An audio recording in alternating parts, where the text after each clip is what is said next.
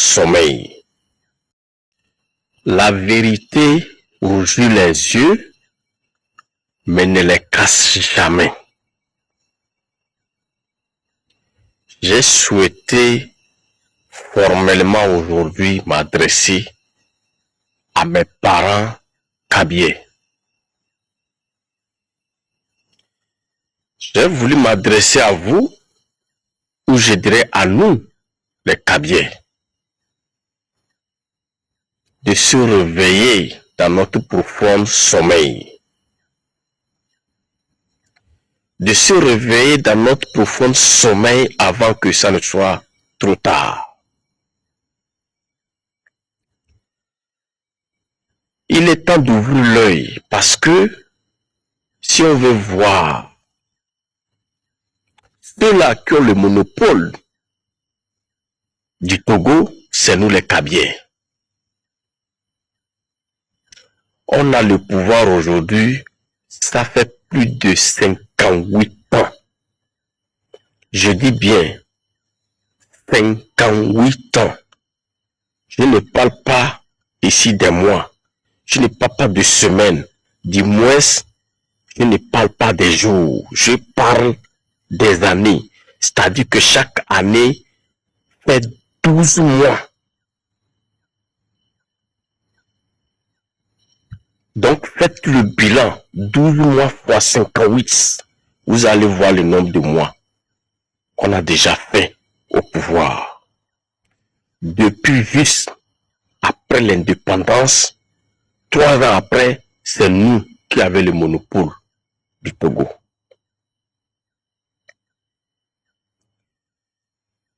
Mais faisons un peu de regard. Faisons un peu de regard vers notre ville natale. Je dis bien Kara. Voyez-vous l'état de notre ville natale? Vous êtes sûr que c'est nous qui détenons le pouvoir depuis aujourd'hui, ça fait 58 ans? Je doute. Je doute parce que si on veut rentrer dans les archives, prendre l'exemple de monsieur Houphouët-Boigny, le premier président de la Côte d'Ivoire. Si on veut faire le regard de sa ville natale, ou du moins je vais dire son village natal, qui est redevenu aujourd'hui une ville. Et aujourd'hui au XXIe siècle, Yamoussoukro, c'est une région.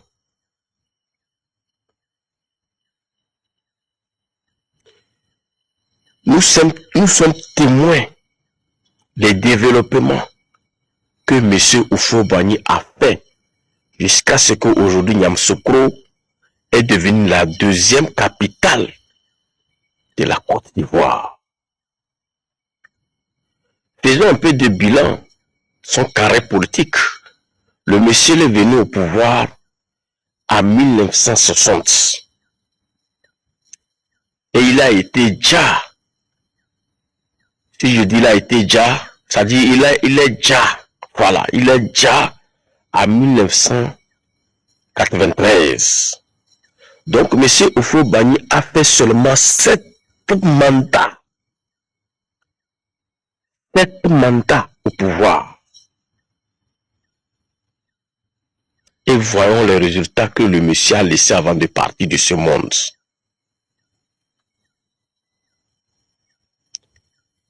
Mais si on veut comparer à ceux-là, nos parents qui ont déjà fait 58 ans, la famille Gnassingbé, commençant par notre papa, fait général Gnassingbé Yadema, suivi de son fils, notre frère, M. Faure Gnassingbé, vraiment,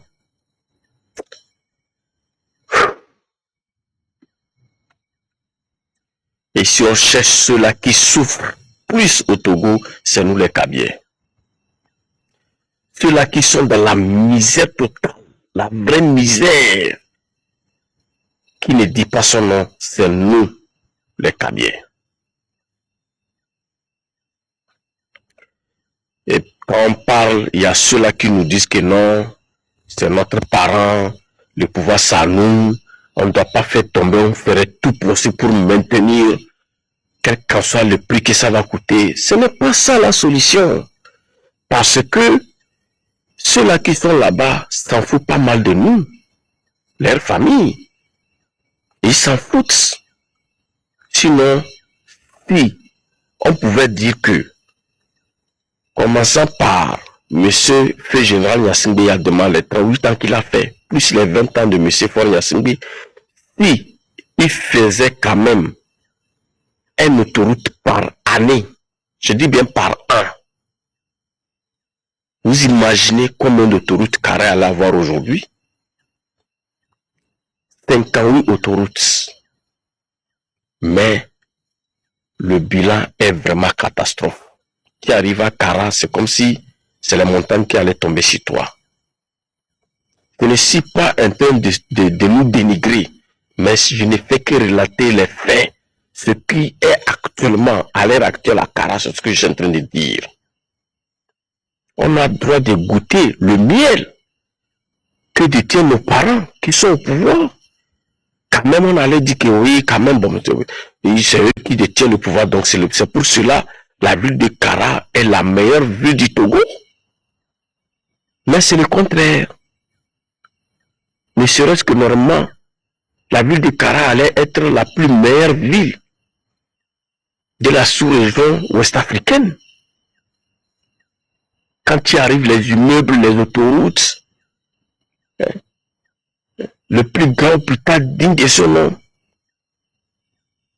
ça, Kara, on allait retrouver tout ça là. Mais aujourd'hui, rien comme zéro. Et quand on dit les manifestations, c'est nous qui ne veulent pas sortir. Quand on dit il y a les mouvements, pour quand même essayer de ramener ceux-là qui sont au pouvoir à la raison, on le soit au premier rang, on ne veut pas sortir. On donne des raisons qui ne sont même pas valables. Oh non, c'est notre parent, c'est notre frère. Si ça tombe et que ça tombe dans les mains de quelqu'un, c'est fini pour nous. Mais ce n'est pas ça. Ici, on parle d'un État. On ne parle pas d'un quartier ni d'une ville. Quand même. Comprenez-nous? Sur ce, partagez massivement ma vidéo. Je lance un appel solennel à mes parents, mes frères, Kabyé, de sortir massivement le 8. Pour qu'enfin nous tous, on soit heureux quand même dans notre pays. Trop c'est trop. Merci. La vérité rougit les yeux, mais ne les casse jamais. J'ai souhaité formellement aujourd'hui m'adresser à mes parents Kabyé. J'ai voulu m'adresser à vous, ou je dirais à nous, les Kabyé, de se réveiller dans notre profond sommeil. De se réveiller dans notre profond sommeil avant que ça ne soit trop tard. Il est temps d'ouvrir l'œil parce que si on veut voir ceux-là qui ont le monopole du Togo, c'est nous les Kabyé. On a le pouvoir aujourd'hui, ça fait plus de 58 ans. Je dis bien 58 ans. Je ne parle pas ici des mois. Je ne parle pas de semaines. Du moins, je ne parle pas des jours. Je parle des années. C'est-à-dire que chaque année fait 12 mois.